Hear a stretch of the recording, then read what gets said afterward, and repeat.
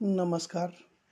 शरीराचे सगळे अवयव धडधाकट असूनसुद्धा माणूस जेव्हा मनानं खचून जातो, तेव्हा जगातली कोणतीच सर्जरी किंवा औषध त्याला बरं करू शकत नाही. ज्याचं मन संशयानं दाटलेलं आहे आणि चिंतेनं ग्रासलेलं आहे, असा माणूस कधीच भयमुक्त जगू शकत नाही.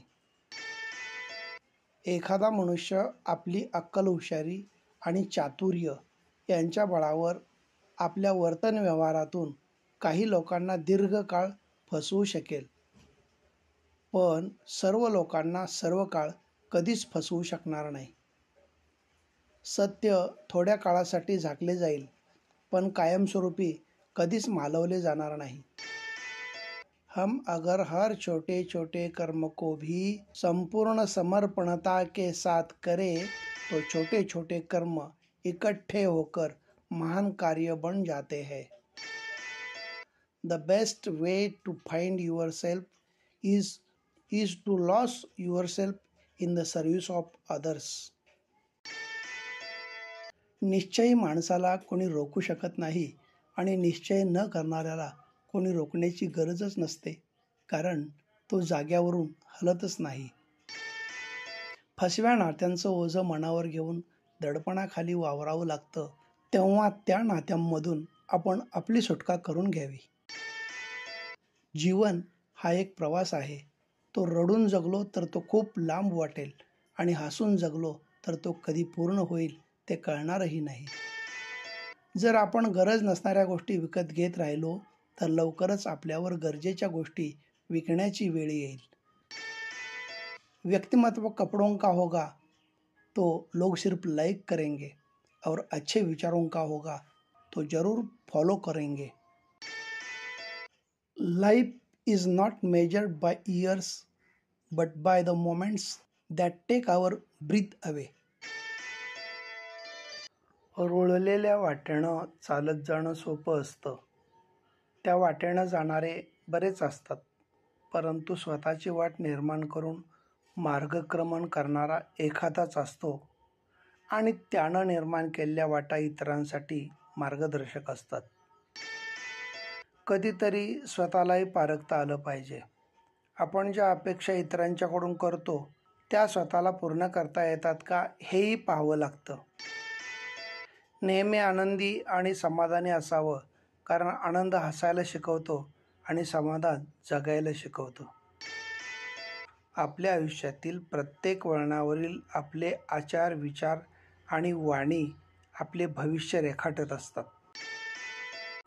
जीवन में ऐसे कई लोग होते हैं जिन्हें आप समय के साथ भूल जाते हैं, लेकिन ऐसे कुछ ही लोग होते हैं जिनके साथ आप समय भूल जाते हैं. उन्हें कभी न खोए. Helping one person might not change the world, but it could change the world for that one person.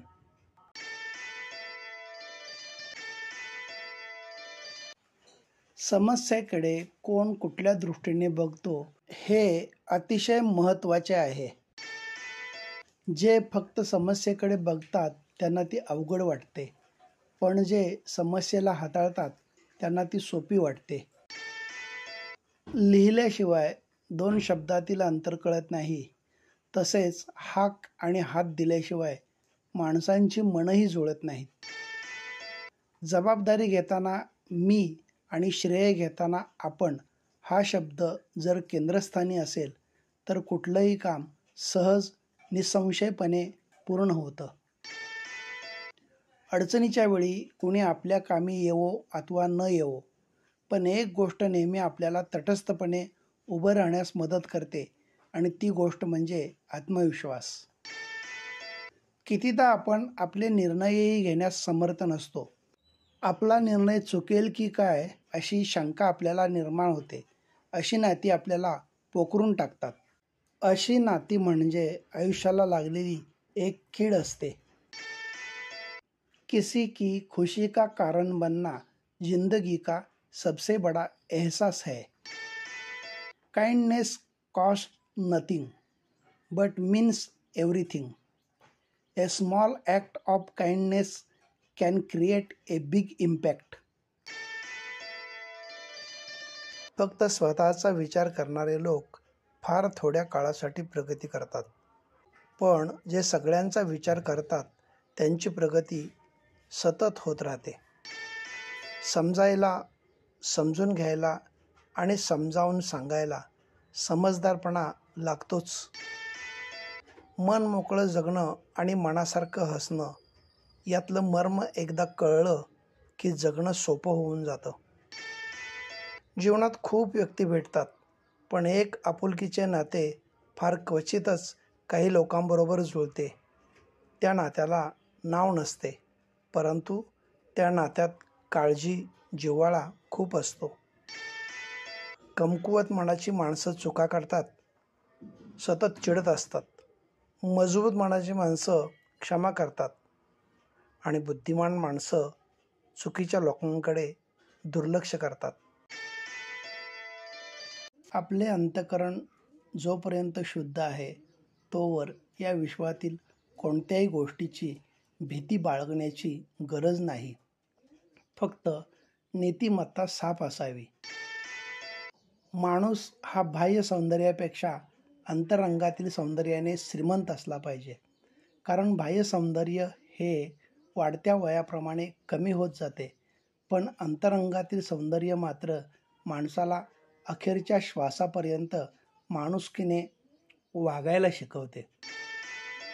सुंदर आयुष्य सहज घडत नसतं, तर ते जाणीवपूर्वक घडवावं लागतं.